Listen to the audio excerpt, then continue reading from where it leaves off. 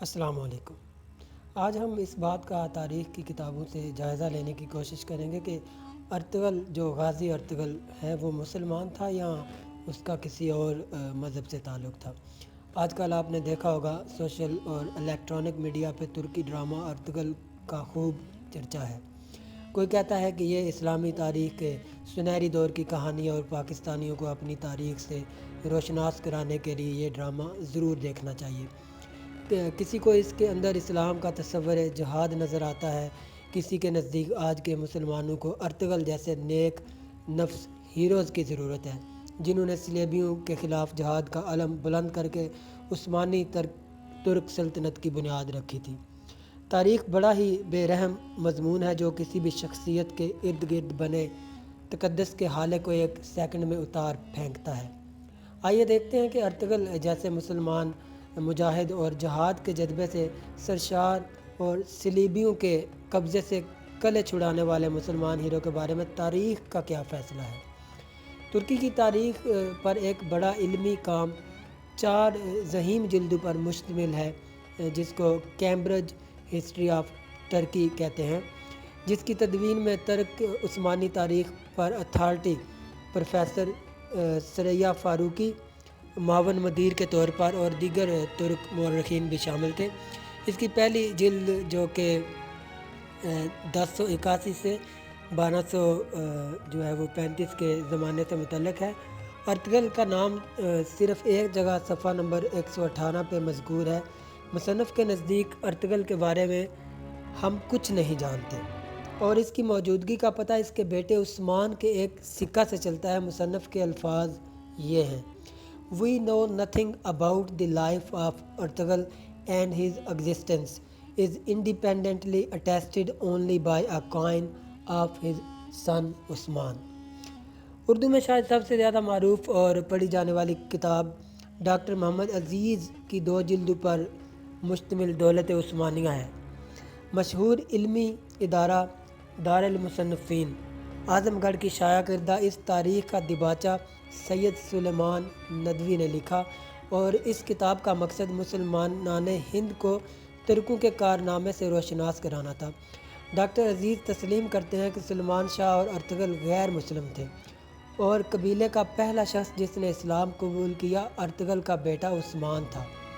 وہ ایک مغربی مورخ کی شہادتیں پیش کرتے ہوئے لکھتے ہیں: 13ویں صدی عیسوی کے ابتدا میں خراسان اور ماور النہر کے دوسرے علاقوں کی جو قومیں ایشیائے کوچک کے سرحدوں پر نمودار ہوئیں، ان کے اسلام لانے کا کوئی صریحی ذکر کسی تاریخ میں نہیں ملتا۔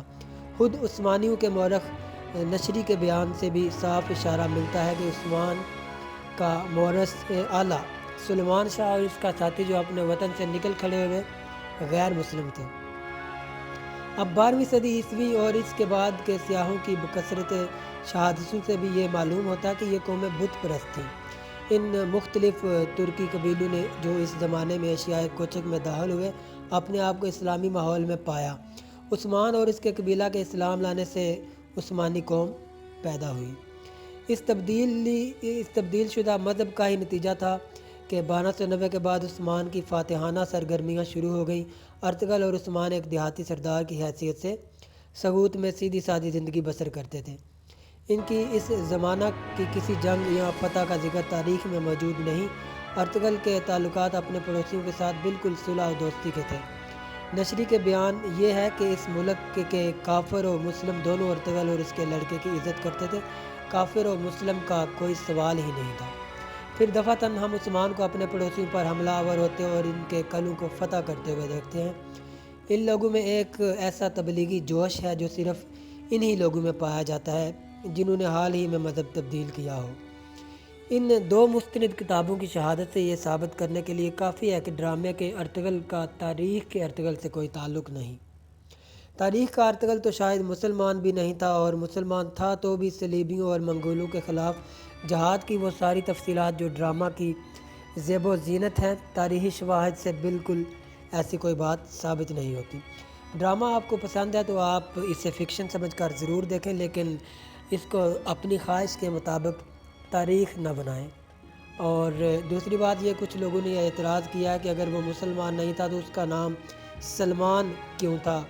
تو یہاں پہ یہ بات آپ کو بتاتا چلوں، آپ پاکستان میں دیکھیں پرانے جو بزرگ ہیں، کسی کا نام باتی خان آپ کو مل جائے گا، کسی کا نام نتھو لال مل جائے گا، تو نام کا تعلق مذہب سے نہیں ہوتا، وہ علاقے سے ہوتا ہے۔ جیسے کہ آپ جانتے ہیں کہ ایک بڑے ہی مشہور صحابی تھے حضرت سلمان فارسی، تو ان کا نام بھی سلمان تھا۔ جب یہ ستارہ پرست تھے تب بھی ان کا نام سلمان تھا، جب انہوں نے عیسائیت اختیار کی تب بھی ان کا نام سلمان تھا، اور جب انہوں نے اسلام قبول کیا تب بھی ان کا نام سلمان تھا، جن کو سلمان فارسی کے نام سے تاریخ جانتی ہے۔ تو اس سے یہ بات ثابت ہوتی ہے کہ نام کا اسلام کے ساتھ یا مذہب کے ساتھ کوئی تعلق نہیں ہے۔ بہرحال آپ اختلاف رائے کر سکتے ہیں، آپ کی اپنی مرضی ہے۔ میں نے یہ چند حقائق آپ کے سامنے رکھے ہیں۔ شکریہ۔